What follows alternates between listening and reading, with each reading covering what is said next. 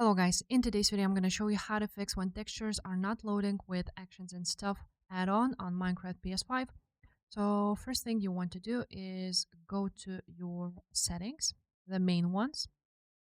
After that, scroll to the bottom until you will see global resources, and then go to your active packs and just make sure that actions and stuff is active.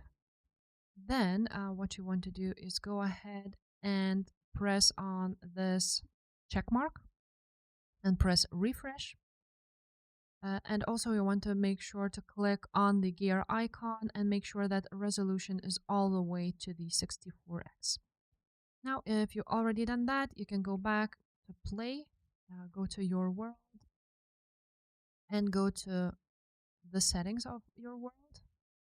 So you're gonna go to resource packs now, and on the active ones, you should see actions and stuff.